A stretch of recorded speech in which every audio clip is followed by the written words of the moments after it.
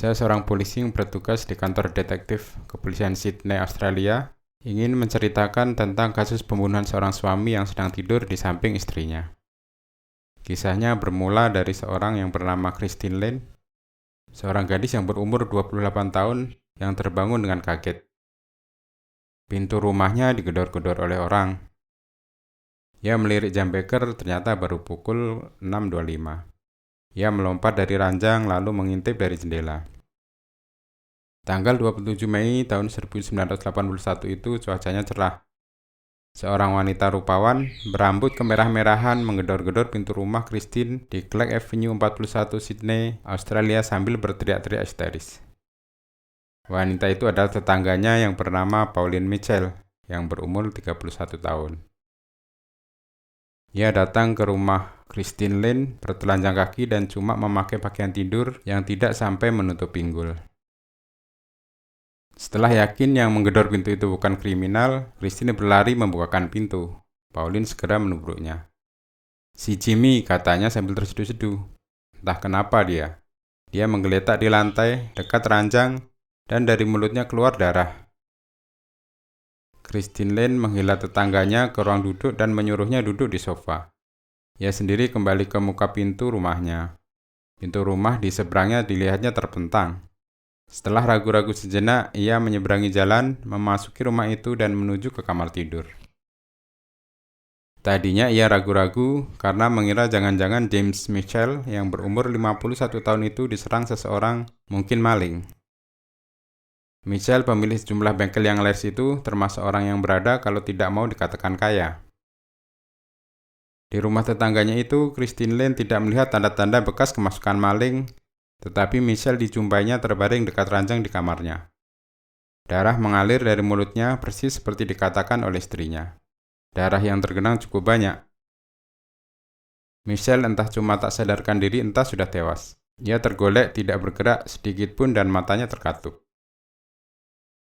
Christine pernah belajar memberikan pertolongan pertama pada kecelakaan di Palang Merah, tetapi keadaan Mitchell dianggapnya sudah berada di luar kemampuannya untuk menolong. Jadi, ia tidak mendekati tetangganya itu. Ia berlari ke ruang tamu dan menelepon lembaga yang memberi pelayanan ambulans. Setibanya ambulans, petugas ambulans memeriksa detak jantung dan napas Mitchell. Tidak ada tanda-tanda kehidupan. Ia malah menemukan luka yang dalam di sisi kiri paha itu. Ia menduga luka bekas tusukan pisau. Kemudian cepat-cepat diteleponnya polisi dari radio telepon di ambulannya. Kemungkinan pria itu dibunuh, katanya. Petugas di kantor polisi memintanya menunggu mayat sampai polisi datang. Tidak lama kemudian, 2 mobil patroli tiba dengan selang waktu 5 menit. Para polisi dari mobil patroli pertama membenarkan dugaan si petugas ambulans. Pukul 6.55, inspektur polisi yang bertugas di bagian pembunuhan tiba di kantornya. Ia sedang menghirup kopi ketika bawahannya datang melaporkan penemuan mayat seorang pria yang dicurigai menjadi korban pembunuhan. Inspektur yang tinggi besar dan tampak cerdas itu mendengarkan laporan dengan berdiam diri. Begitu laporan selesai, ia mengajak asistennya, seorang sersan detektif, untuk ikut serta ke Clark Avenue. Di mobil ia menceritakan apa yang didengarnya tadi dari laporan di kantor. Laporan itu tidak lengkap, identitas orang yang dicurigai sebagai korban pembunuhan itu belum ada. Ketika mereka tiba, hampir semua tetangga Mitchell sudah berkumpul di muka rumahnya. Christine Lane menyambut inspektur dan memperkenalkan diri sebagai orang yang memanggil ambulans. Ia juga memberitahu bahwa janda Mitchell berada di rumahnya di seberang jalan. Sersan detektif pergi ke seberang untuk meminta keterangan dari Nyonya Mitchell, sedangkan inspektur polisi masuk ke kamar tempat mayat untuk melihat mayat itu. Namun ia tidak mendekat. Kemudian ia menyeberang untuk ikut mendengarkan duduk perkara dari janda korban. Pauline Mitchell berkata ia tidak tahu siapa kiranya yang menginginkan nyawa suaminya, mungkin maling. Ia bukan orang yang mudah terbangun dari tidur, jadi dia tidak mendengar apa-apa sampai suaminya jatuh berdebum dekat ranjang. Ketika terbangun oleh suara keras itu, mula-mula ia bingung karena suaminya tidak ada di sebelahnya. Disangkanya suaminya sedang ke kamar kecil. Namun ia heran karena lampu kamar kecil tidak dinyalakan. Kemudian ia memanggil-manggil namanya. Tidak ada jawaban. Dengan perasaan takut, dinyalakannya lampu, lalu ia bangkit. Ketika itulah kaki suaminya tampak di ujung ranjang. Ia menjenguk ke bawah ranjang dan mendapatkan dirinya tepat berhadapan muka dengan wajah suaminya yang mulutnya mengeluarkan darah. Ia mengira suaminya terluka karena terjatuh dari ranjang. Tetapi setelah suaminya tidak bisa disadarkan, ia berlari untuk minta tolong ke seberang. Pintu depan rumahnya terkunci seperti biasa. Ia juga tidak memergoki orang di dalam rumahnya. Setelah selesai mendengar keterangan yang direkam itu, inspektur dan sersan detektif pergi ke mobil polisi untuk menelpon markas besar, meminta dikirimkan tim dari laboratorium polisi. Kantor dokter polisi dihubungi juga, soalnya jelas James Mitchell tidak meninggal secara wajar. Ternyata kantor dokter polisi sudah mendapat kabar, sehingga tidak lama kemudian, seorang dokter tiba di tempat kejadian. Dari hasil pemeriksaan di tempat itu, dokter melaporkan bahwa pisau mungkin menembus jantung atau merusakkan beberapa pembuluh darah utama sekitar jantung. Michelle diperkirakan tewas belum sampai 1 jam dan rupanya ditusuk pada saat tidur. Dokter itu lalu berangkat untuk menunggu mayat diangkut ke tempat berdinas supaya bisa diotopsi. Ambulans polisi sudah siap tetapi harus menunggu kedatangan para teknisi dari laboratorium dulu. Para teknisi ternyata tidak bisa menemukan sesuatu yang berarti di tempat kejadian maupun pada mayat. Yang dapat mereka pastikan hanyalah Michelle ditikam pada saat tidur terlentang.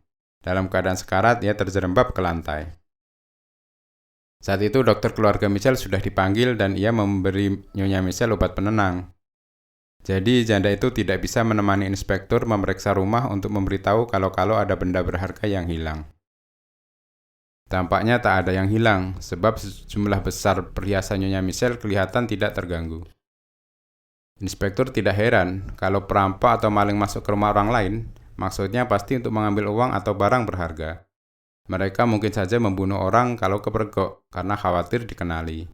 Namun mustahil kalau maling menikam orang yang sedang tidur.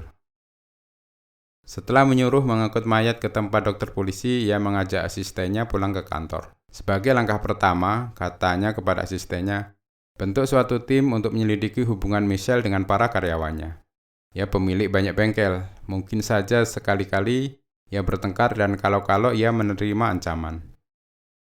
Bapak yakin pembunuhnya karyawannya? Tanya seorang detektif. Saya tidak bisa menentukannya sekarang. Selain tugas tadi, saya minta engkau juga menunjuk sekelompok orang untuk meneliti kegiatan pribadi Michelle. Orang kaya berumur awal 50-an bisa saja mempunyai wanita simpanan atau berhubungan intim dengan istri orang lain. Asistennya menyumbangkan pikiran. Nyonya Michelle cantik dan 20 tahun lebih muda daripada suaminya. Menurutnya, ia baru menikah dengan Michelle tanggal 7 Mei tahun 1976. Sudah 5 tahun, pria kaya umur 50-an cepat bosan, komentar atasannya cepat. Bapak tidak mau menyelidiki kehidupan Nyonya Michelle? Tanya sersan detektif itu. Harus dong, jawab atasannya. Yang satu ini harus kau tangani sendiri, siapa tahu ia mempunyai kekasih. Pauline Michelle berasal dari kota kecil Rafley. Orang tuanya masih tinggal di sana dengan adik perempuannya yang bernama Barbara umur 14 tahun. Rupanya ibunya, Lois Witt, yang kini berumur 56 tahun, baru mendapat anak lagi di usia senja. Keluarga Witt biasa saja, mereka orang-orang baik dan masuk golongan menengah. Pauline pernah berpacaran dengan beberapa pemuda sebayanya, tetapi belum pernah menikah sampai bertemu dengan Michelle. Pertemuan terjadi di sebuah restoran anggun di Sydney, tempat Michelle biasa datang untuk makan. Ketika itu, awal tahun 1976, Pauline sedang bekerja sebagai pelayan restoran. Sepanjang penyelidikan, ia tidak diketahui mempunyai kekasih. Bodoh sekali kalau ia berbuat serong, kata sersan detektif. Michelle sangat besar perhatiannya dan istrinya mendapat apa yang diinginkannya. Lagi pula, menurut dua pria bekas pacarnya, Pauline bukanlah orang yang terlalu suka pada seks. Ia normal dan bukan jenis orang emosional yang bisa membunuh suaminya demi pria lain yang lebih muda. Jangan terlalu yakin, kata inspektur. Tetapi apapun latar belakang pembunuhan itu, Michelle bukan ditikam oleh istrinya. Menurut laporan otopsi, kematian diperkirakan pukul 6.20, bisa kurang atau lebih 5 menit. Michelle tidak mungkin mempunyai waktu untuk menyembunyikan pisau sebelum menggedor rumah tetangganya. Menurut cetakan Luka, pisau yang dipakai menikam ialah sejenis pisau berburu yang cuma satu sisi tajamnya. Panjang Luka itu 7 inci. Pisau itu masuk dari celah rusuk dan menembus bagian bawah jantung. Michelle mungkin tewas tanpa sempat terbangun dulu. Menurut hasil penyelidikan, Michelle juga tidak mempunyai simpanan. Ia tidak pernah terlihat serius dengan wanita, kecuali dengan Pauline. Michelle orangnya agak pemalu. 2 hari kemudian datang laporan penyelidikan tentang karyawan bengkel-bengkel milik Michelle. Diketahui bahwa musim semi tahun 1981, seorang montir bernama James Cox yang berumur 22 tahun dipecat oleh Michelle setelah 2 bulan bekerja. Soalnya ia memakai mobil seorang pelanggan tanpa permisi dulu dan mobil itu tabrakan. Cox bukan satu-satunya karyawan yang pernah dipecat oleh Michelle, tetapi kasus Cox adalah yang terakhir terjadi. Ia marah sekali ketika dipecat. Menurut keterangan beberapa orang, ia berusaha menusuk Michelle dengan obeng, tetapi Michelle berhasil merobohkannya. Sebab walaupun umurnya lebih dari setengah abad, Michelle masih gesit dan kuat. 2 rekan sekerja Cox yang tampaknya tidak senang pada montir muda itu memberitahu polisi bahwa Cox mengancam akan membuat perhitungan terhadap Michelle. Polisi tidak meragukan keterangan mereka sebab Cox pelanggan polisi. Walaupun usianya masih muda, tetapi catatan perihal pelanggaran-pelanggaran yang dibuatnya sudah panjang. Ia pernah menyerang orang lain dengan tangan kosong maupun dengan senjata tajam. Ia juga pernah mencuri sepeda motor. Dalam semua perkara itu, Cox mengaku bersalah. Ia cuma dihukum ringan karena memberi kesan baik. Ia langsing, berambut pirang, dan berombak. Wajahnya klimis dan tampak jauh lebih muda daripada umurnya. Secara emosional mungkin ia memang belum matang. Kalau hakim bersikap murah hati kepadanya, tidak demikian dengan polisi yang menganggapnya sebagai orang berbahaya. Inspektur memerintahkan bawahannya untuk mencari Cox. Ternyata ia tidak bisa ditemukan di Sydney. Polisi mencurigai Cox sebagai pembunuh Michelle karena ia mempunyai motif.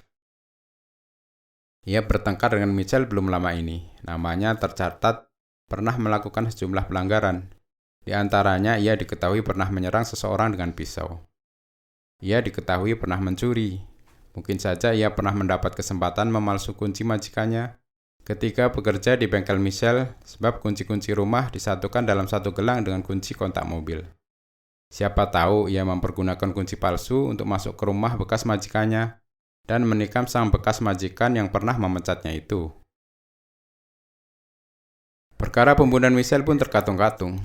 Tahu-tahu polisi menerima surat aneh dari seorang wanita berumur 29 tahun yang mengaku bernama Joan Hadley. Kata wanita itu, suaminya yang bernama Peter Hadley yang berumur 35 tahun adalah pacar Pauline Michelle. Keluarga Hadley memiliki rumah peristirahatan kecil di pantai antara Sydney dan Raveley. Nyonya Hadley yakin suaminya biasa membawa Pauline ke sana. Ia menulis bahwa Peter dan Pauline sudah menjalin hubungan intim 15 tahun yang silam dan mereka sempat memperoleh anak di luar nikah. Isi surat itu kelihatannya ngawur karena polisi sudah cukup seksama menggali masa lalu Pauline Michelle. Mereka tidak pernah mendapat keterangan dari siapapun bahwa ia pernah berpacaran dengan Peter Hadley, apalagi mempunyai anak gelap. Namun memang mereka tidak sampai menggali ke masa 15 tahun yang silam. Soalnya ketika itu Pauline baru berumur 16 tahun. Dalam suratnya, Nyonya Hadley menjelaskan bahwa suaminya bekerja di bengkel Michelle. Kalau saja surat itu tanpa alamat, polisi pasti membuangnya ke keranjang sampah tanpa berusaha menyelidiki kebenarannya. Karena Nyonya Hadley memberi nama dan alamat jelas, polisi menaruh perhatian juga.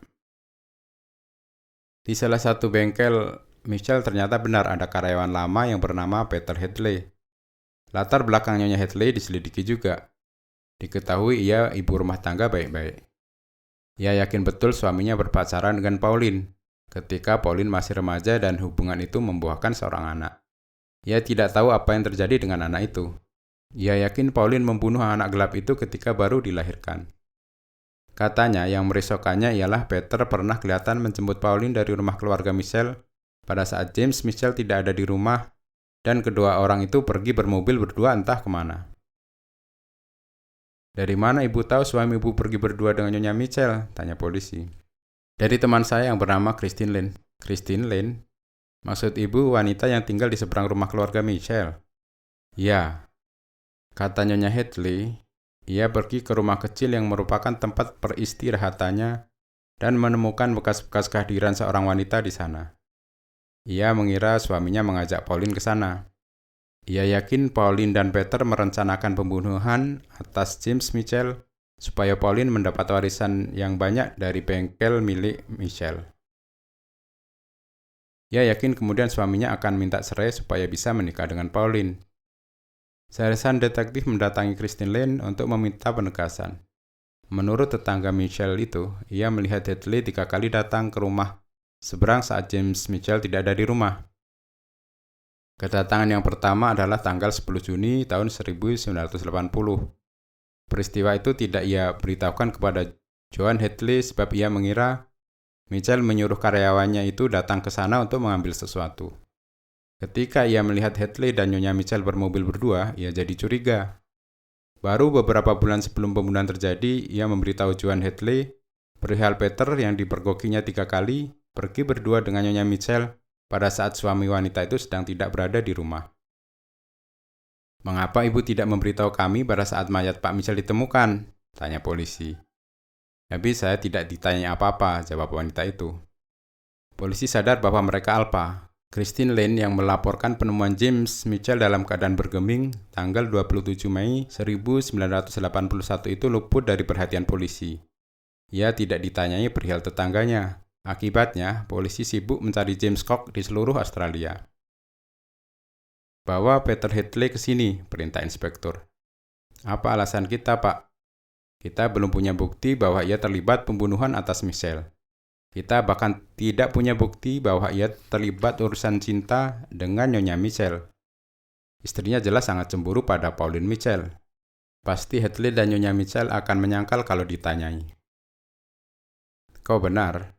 Kalau saja kita bisa mencari jejak dari anak tidak sah yang dilahirkan Pauline Hewitt 15 tahun atau 14 tahun yang lalu," kata sersan detektif. Tiba-tiba wajahnya berubah. "Barbara Hewitt berumur 14 tahun, katanya." "Barbara, adik Nyonya Mitchell?" tanya inspektur. "Apa betul adiknya? Coba kita selidiki. Walaupun Nyonya Hewitt pasti akan menyangkal, sedangkan Barbara sendiri pasti tidak tahu." Hadley pasti tahu. Apakah ia mau mengaku? Apakah kelahiran itu dilakukan di rumah, tanpa pertolongan dokter atau orang lain? Bisa saja. Mode melahirkan di rumah sakit kan belum terlalu lama terjadi. Dulu orang biasa melahirkan di rumah dengan pertolongan bidan atau orang yang berpengalaman. Coba tanyakan dokter keluarga Hewitt di Reveley. Dokter keluarga Hewitt menyatakan ia selalu menganggap Barbara sebagai putra angkat Nyonya Hewitt, sebab tidak mungkin Nyonya Louise Hewitt dilahirkan pada tanggal 4 Mei 1967. Dokter ini telah mengangkat kandungan Nyonya Hewitt pada tanggal 10 Maret 1966. Bukan cuma rahimnya yang diangkat, tapi juga kedua indung telurnya. Walaupun inspektur tidak terlalu optimis, Peter Hadley dan Pauline Mitchell dibawa juga ke kantor polisi. Mereka ditanyai apakah mereka saling mengenal. Nyonya Mitchell menyangkal pernah melihat Hadley. Ia bahkan belum pernah mendengar nama pria itu, katanya. Hadley menyatakan ia tahu bahwa Pauline Mitchell istri majikannya almarhum. Ia melihat wanita itu sekali atau mungkin 2 kali ketika berkunjung ke bengkel. Polisi lalu berkata kepada Pauline Mitchell bahwa Nyonya Louise Hewitt tidak mungkin melahirkan setelah tanggal 10 Maret 1966 karena rahim dan indung telurnya sudah diangkat pada hari itu. Jadi Barbara tidak mungkin anak ibu Nyonya Mitchell. Bukankah Barbara anak Nyonya Mitchell sendiri? Pauline menjadi gugup. Ia menangis dan mengaku bahwa Barbara betul putri kandungnya. Katanya ia hamil akibat hubungannya dengan Peter Hadley pada umur 16 tahun. Ia melahirkan di rumah dan oleh orang tuanya, anak itu diakui sebagai anak mereka. Barbara sendiri sampai saat itu belum tahu. Pauline menyangkal mengadakan hubungan kembali dengan Hadley setelah ia menikah dengan James Mitchell. Hadley dikonfrontasikan dengan keterangan Pauline Mitchell.